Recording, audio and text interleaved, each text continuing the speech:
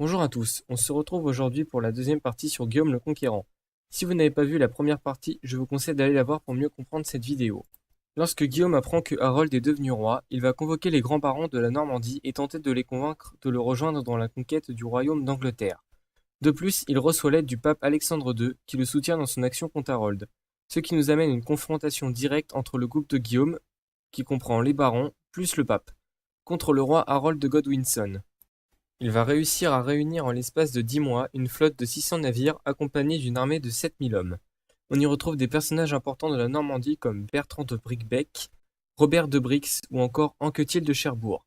Ouais, je sais, encore et toujours des mots compliqués, mais n'oubliez pas que personne n'ira vous contester lorsque vous voudrez briller lors de repas de famille.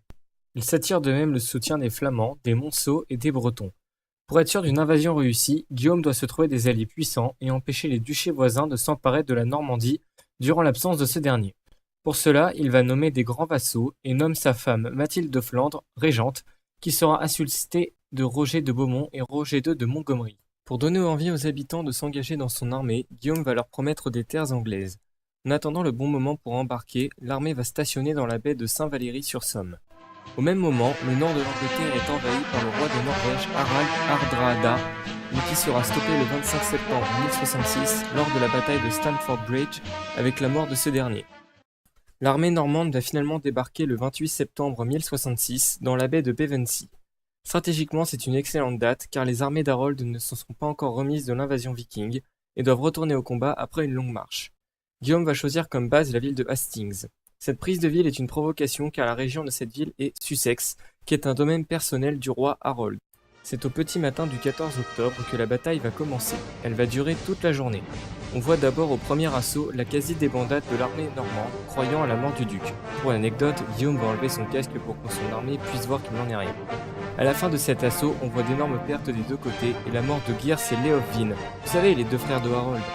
Après un nouvel assaut, n'apportant que la mort et non la victoire, les Normands vont mettre en place une stratégie de recul pour permettre le massacre des Saxons à l'aide de la cavalerie. Harold va être touché à l'œil par une flèche, puis sera tué par un détachement de la cavalerie, entraînant la fuite de son armée et la victoire des Normands.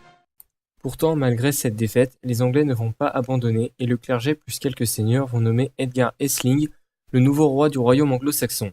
Guillaume, quant à lui, va continuer son invasion du territoire anglais et va prendre rapidement Douvres, Canterbury et Winchester pour récupérer le trésor royal. Une fois ses arrières sécurisées, il part pour le Southwark et atteint la Tamise à la fin du mois de novembre. Il va encercler Londres du côté du sud et de l'ouest en cramant tout. Il traverse la Tamise en décembre et entre dans Londres sans résistance, et est couronné roi le 16 décembre 1066 dans l'abbaye de Westminster. Il va compter sur ses fidèles normands et sur les personnalités anglaises à qui il a laissé les terres et les titres pour dominer l'Angleterre rebelle aux nouveaux occupants. Les tout premiers actes de résistance vont éclater à Exeter et Éadric le Sauvage va attaquer Hereford. Pour contrer ces révoltes, une politique de construction de châteaux forts va être lancée. Parallèlement, les fils d'Harold vont tenter un raid dans le sud-ouest et vont perdre face à Ednos the Constable en 1068. Guillaume va marcher sur Exeter, qu'il prend après un court siège, et à Pâques, il couronne sa femme Mathilde, reine en mai 1068. Guillaume va essuyer un premier échec lorsque la Flandre traverse une crise de succession, suite à la mort de Baudouin VI en juillet 1070. Il va tenter d'imposer le parti de la veuve, sa belle-sœur, face au frère de Baudouin, Robert. Guillaume Fitz-Hotspur va tenter de l'aider, mais il sera tué en février 1071 à la bataille de Cassel.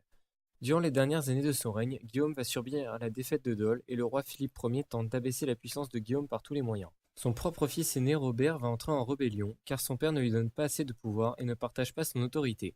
Il va se réfugier au château de Gerberoy, qui sera assiégé en janvier 1079. L'armée de Guillaume va perdre et s'est repliée à Rouen. Les deux vont signer une paix le 12 avril 1080 et Robert reçoit des responsabilités en Angleterre. La reine Mathilde meurt le 2 novembre 1083 et sera enterrée dans l'église de la Sainte-Trinité de Caen. Ce sera le tour de Guillaume le 9 septembre 1087 au prieuré de Saint-Gervais, après quelques jours d'agonie. Son fils aîné reçoit le duché de Normandie, son deuxième la couronne d'Angleterre et le troisième recevra de l'argent. Il finira par être inhumé en l'abbatiale de Saint-Étienne. Guillaume a donc été le duc qui a réussi à conquérir l'Angleterre. Néanmoins, vers la fin de son règne, il a dû subir de nombreuses révoltes et quelques oppositions face au duc et au roi de France. Voilà, c'est la fin de cette deuxième et dernière partie sur Guillaume le Conquérant. J'espère que cette vidéo vous aura plu et surtout n'oubliez pas de vous abonner.